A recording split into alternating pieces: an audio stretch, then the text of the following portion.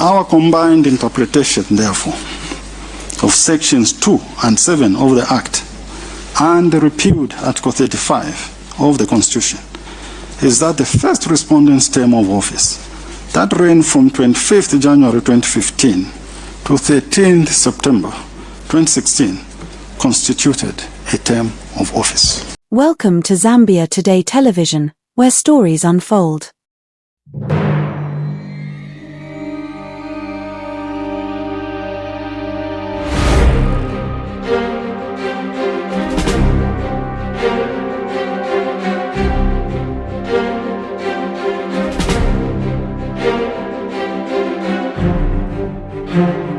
And today, we bring you breaking news that has sent shockwaves through Zambia's political landscape. The Constitutional Court has ruled that former President Edgar Lungu is ineligible to contest the 2026 presidential elections or any future polls. Let's unpack this landmark decision and its implications for the nation.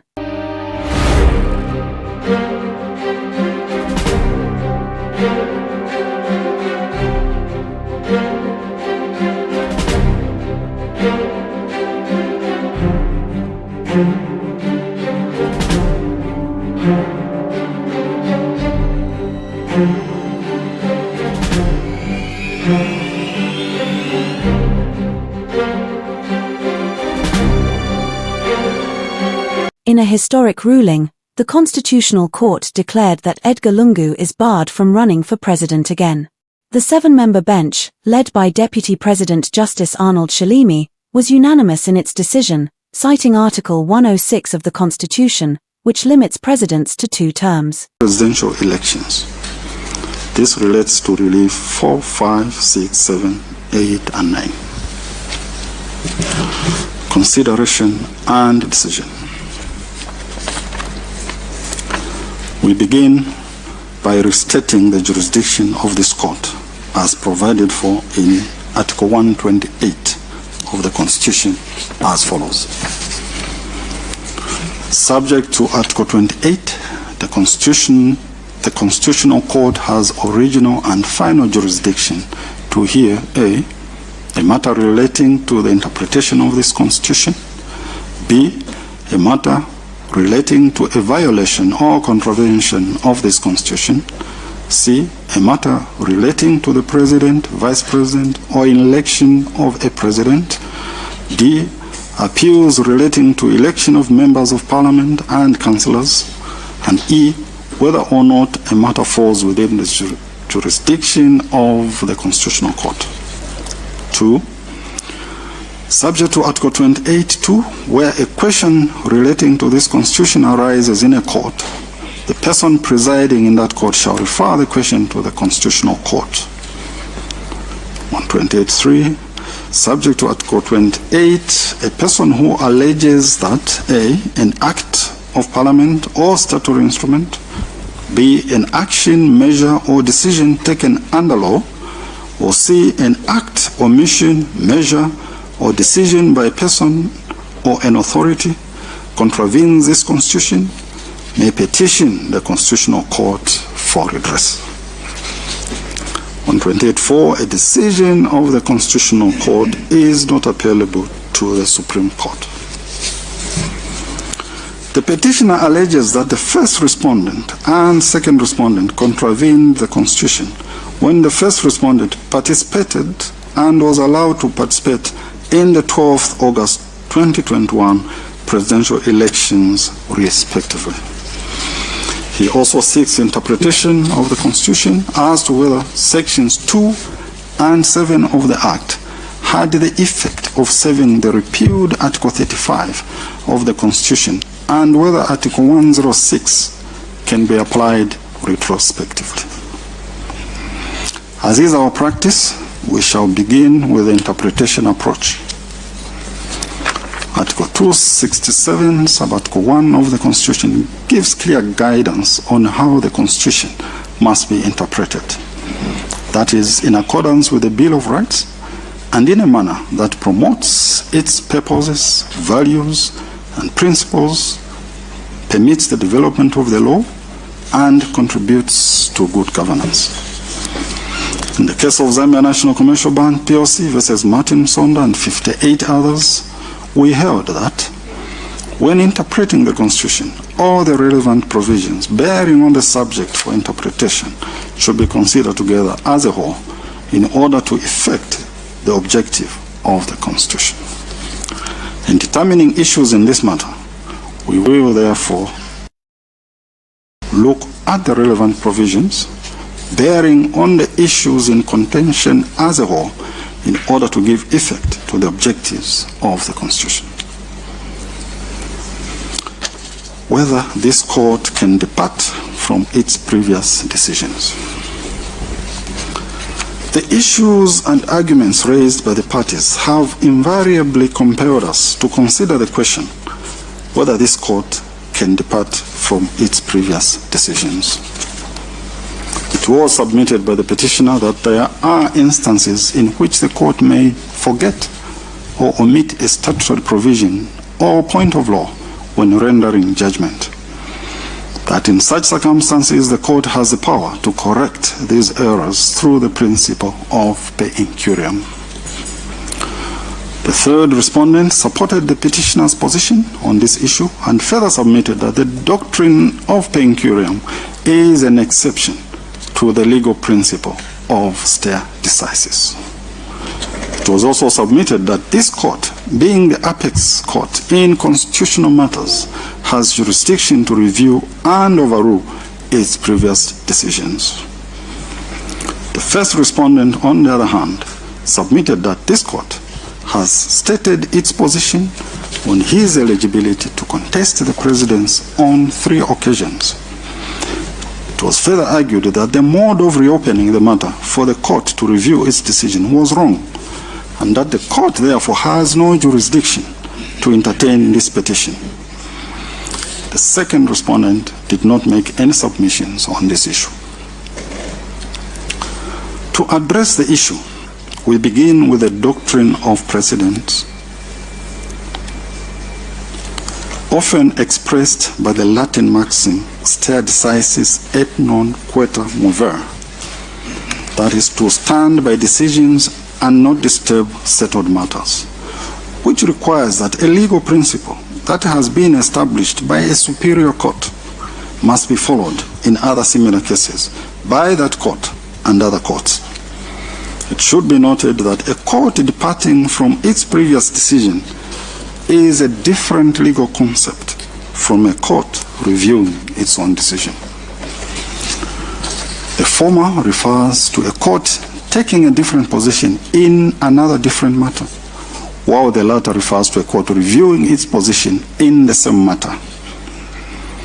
In the case at hand, the court is being asked to depart from its previous decisions.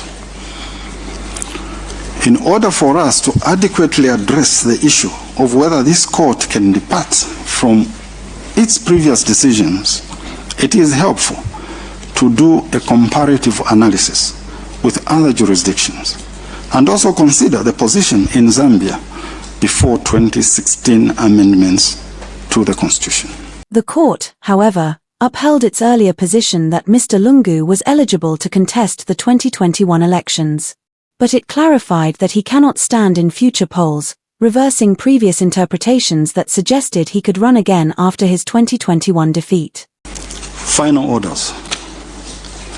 Our combined interpretation, therefore, of sections 2 and 7 of the Act and the repealed Article 35 of the Constitution is that the first respondent's term of office, that ran from 25th January 2015 to 13th September 2016, constituted a term of office. The first respondent's term, which ran from 13th September 2016 to August 2021, constituted his second term. The first respondent, Mr. Edgar Lungu, has therefore been twice elected and has twice held office. Article 106(3) of the Constitution makes the first respondent ineligible to participate in any future elections as a presidential candidate. Our finding in paragraph 833 above does not affect the first respondent's participation in the August 2021 presidential elections. For this reason, we do not find merit in relief 1, 2, and 3, and they are considered and they are accordingly dismissed. The ruling stemmed from a petition filed by Micelo Cizombe, a UPND cadre, who argued that allowing Mr. Lungu to contest would violate the constitution. The case has reignited debates about presidential term limits and constitutional integrity, with public opinion deeply divided. Reliefs 4, 5, 6, 8, 7, and 9 have merit and are hereby granted. In light of the significant constitutional issues that have been raised in this matter, we order the parties to bear their own costs.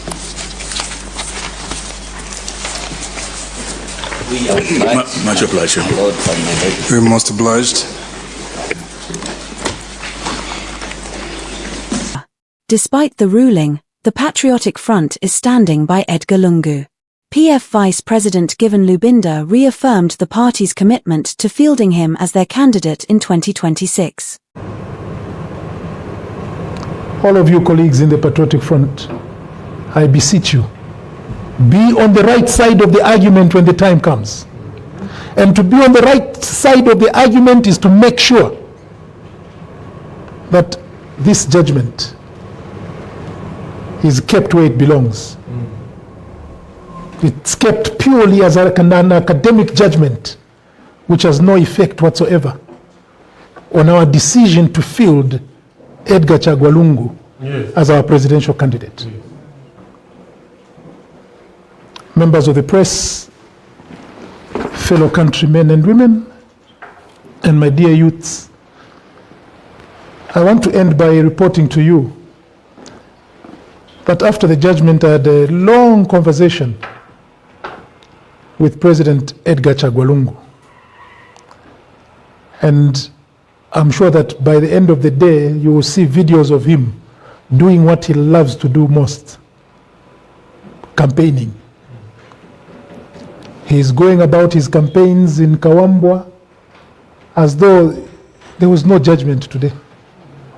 Because for him, he's also solidified by the fact that this judgment is nothing but a Pandora box, and that his eligibility is not going to be challenged by this judgment. So those of you colleagues in the Central Committee, now that the judgment is behind us, time has come for us to go into Kawambwa. That's right. Let us move into Kawambwa. SG, make sure that the list that was prepared by Chairman Elections is now implemented. All of us, let's move into Kawambwa.